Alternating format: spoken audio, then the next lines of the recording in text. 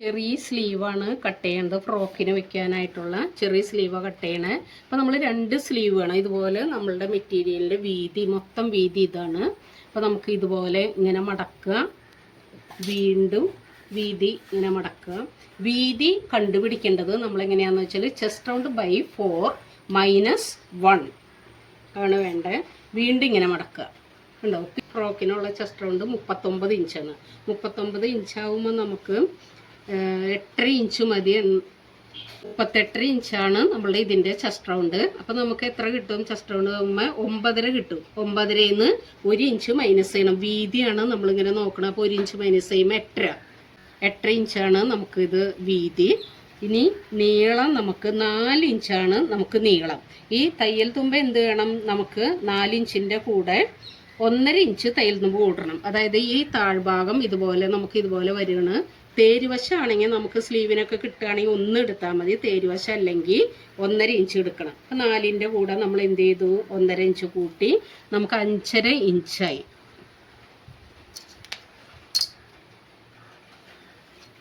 അപ്പം നമ്മൾ ഇത് മുകൾ ഭാഗവും ഇത് താഴെ ബോട്ടം സ്ലീവ് റൗണ്ട് ഇവിടെയാണ് നമ്മൾ എടുക്കുന്നത്. സ്ലീവ് റൗണ്ട് 6 ഇഞ്ചാണ്, 12ആണ് നമ്മുടെ സ്ലീവ് റൗണ്ട് മൊത്തം. അതിൻ്റെ പകുതി ഹാഫ് സ്ലീവ് റൗണ്ട് പ്ലസ് തയ്യൽ തുമ്പ് 1.5 ഇഞ്ച്. അപ്പോൾ നമുക്ക് 7.5 ഇഞ്ച് കൂടെ കിട്ടിയിട്ടുണ്ട്. 6 + 1.5 7.5. ഇനിയാണ് ശ്രദ്ധിക്കേണ്ടത്, നമ്മൾ ഇവിടെ ഷേപ്പ് 4 ഇഞ്ച് 5 ഇഞ്ചിലൊക്കെ കൂടുതലാണെങ്കിൽ നമുക്ക് ഈ ഷേപ്പ് ഇവിടെ 4 ഇഞ്ച് കൊടുക്കാം. ചെറിയ സ്ലീവ് ആണെങ്കിൽ എന്താണെന്ന് വെച്ചാൽ നമ്മളുടെ ലെങ്ത്ത് എത്രയാണോ അതിൻ്റെ പകുതി. ഇതിപ്പോൾ ലെങ്ത്ത് നമ്മൾ 4 ഇഞ്ചാണ് കൊടുക്കണം. അപ്പോൾ നമ്മൾ ഇവിടെ ഷേപ്പ് ഈ ഫോൾഡിങ്ങിൻ്റെ ഓപ്പോസിറ്റ് ഭാഗത്ത് വേണം നമ്മൾ ഷേപ്പ് കൊടുക്കാനായിട്ട്. 2 ഇഞ്ച് വരയ്ക്കാം. ഇനി എന്ത് ചെയ്തു? നമ്മളിവിടെ സ്ലീവ് റൗണ്ട് ഉണ്ട്, ഇതിനെ ജോയിൻ ചെയ്യാം. ജോയിൻ ചെയ്തിട്ട് പിന്നെ ഇനി നമ്മുടെ സ്ലീവിൻ്റെ ലെങ്ത്ത് ഇവിടെ നിന്നാണ് വരുന്നത്. നമ്മൾ ഈ പോയിന്റിൽ നിന്ന് ഈ 2 ഇഞ്ച് കൂടെ മാർക്ക് ചെയ്തിട്ടുണ്ടല്ലോ, ഈ പോയിന്റിൽ നിന്ന് ഇവിടേക്ക് നമ്മൾ ഇതുപോലൊരു വര കൊടുക്കാം. ഇനി എന്ത് വേണം? നമുക്ക് ഇതിനെ 4 ഭാഗമാക്കണം. ഈ വരേനെ 9 ഉണ്ട്, 4.5, 2.25, 2.25. അതിനുശേഷം എന്ത് ചെയ്യണം? ഫസ്റ്റ് പകുതി ഇതിൽ നിന്ന് 4 ഇഞ്ച് മുകളിലേക്കും 4 ഇഞ്ച് താഴേക്കും മാർക്ക് ചെയ്യാം. ഇനി ഫ്രഞ്ച് കർവ് വെച്ചിട്ട് വേണം നമുക്ക് ഷേപ്പ് വരയ്ക്കാനായിട്ട്. ഫ്രഞ്ച് കർവ് വെച്ചിട്ട് നമ്മൾ ഈ ഭാഗമാണ് നമ്മൾ ബാക്ക് ഭാഗം. ഇത് മുകളിൽ ബാക്കായിട്ട് വരും, താഴ്ഭാഗം ഫ്രണ്ട് പോർഷനായിട്ടും വരും. അതായത് സ്ലീവിൻ്റെ ബാക്ക് ഭാഗം ഇതും താഴെ ഫ്രണ്ട് പോർഷനായിട്ട് വരും. അപ്പോൾ നമ്മൾ എന്ത് ചെയ്ത് ഈ വശം ബാക്ക് വരയ്ക്കുമ്പോൾ നമ്മൾ ഈ പോയിന്റിൽ നിന്ന് വേണം തുടങ്ങാൻ കേട്ടോ. അപ്പോൾ 4 ഭാഗത്തിൻ്റെ ലാസ്റ്റ് പോയിന്റ് ഉണ്ടല്ലോ, ഈ പോയിന്റിൽ നിന്ന് ഇവിടെ ഇങ്ങനെ വരയ്ക്കാം. അതിനുശേഷം നേരെ ഇങ്ങനെ ഇങ്ങോട്ട് നീക്കുക. കണ്ടോ? ഇതുപോലെ ഇങ്ങനെ വരയ്ക്കാം. ഫ്രണ്ട് പോർഷൻ ഇവിടെ ഈ ഭാഗം ഈ പോയിന്റിൽ നിന്ന് ഇതുപോലെ 4 ഇഞ്ചിലേക്ക് ഇവിടെ നിന്ന് ഇങ്ങനെ വരയ്ക്കാം. നേരെ ഇതുപോലെ തന്നെ ഈ പീസിന് ഇതുപോലെ ഷേപ്പ് വരയ്ക്കാം. നമ്മൾ ശ്രദ്ധിക്കുക, ബാക്ക് ഭാഗം ഈ ഭാഗവും ഫ്രണ്ട് പോർഷൻ ഇതായിട്ടാണ് വരേണ്ടത്. നമുക്ക് ഷേപ്പ് കട്ട് ചെയ്യുന്നത്. ഇനി കട്ട് ചെയ്യാം. നമുക്ക്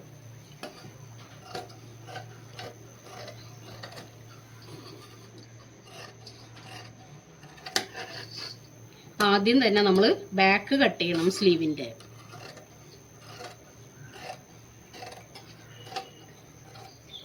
ഇവിടെ വരുമ്പോൾ ഈ പോയിന്റിൽ വരുമ്പോൾ ചെറിയൊരു കർവ് വേണം. അതായത് നമ്മുടെ ഷോൾഡറിൻ്റെ ഭാഗം ആ ഷേപ്പാണ്. ഇനി കട്ട് മാർക്ക് ഇടാം നമുക്ക്. അതിനുശേഷം സ്ലീവ്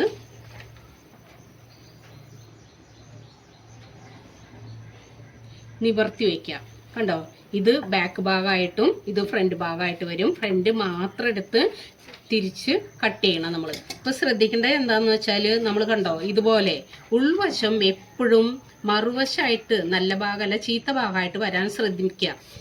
ഇപ്പുറം നല്ല വശവും വരണം, മുകൾ ഭാഗം നല്ല ഭാഗം വരണം.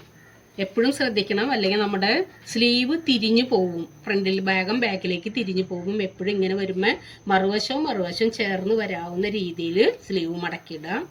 ഇനി ഫ്രണ്ട് മാത്രം എടുത്ത് കട്ട് ചെയ്യാം. ഫ്രണ്ട് ഭാഗം മാത്രം എടുത്തിട്ട് കട്ട് ചെയ്യാം. ഫ്രണ്ട് തിരിച്ച് അറിയാൻ വേണ്ടി ഈ ഭാഗത്ത് എവിടെ വേണമെങ്കിലും നമുക്കൊന്നൊരു ചെറിയ കട്ട് മാർക്ക് ഇട്ട് കൊടുക്കുക. അതൊക്കെ നിങ്ങൾക്ക് എൻ്റെ വീഡിയോസൊക്കെ ഇഷ്ടമായെങ്കിൽ എല്ലാവരും ലൈക്ക് ചെയ്യുക, ഷെയർ ചെയ്യുക, കമൻറ്റ് ചെയ്യുക. പിന്നെ ആരെങ്കിലും സ്റ്റിച്ചിങ് പഠിക്കാൻ താല്പര്യം ഉണ്ടെങ്കിൽ 999507 വിളിക്കുക. Thank you.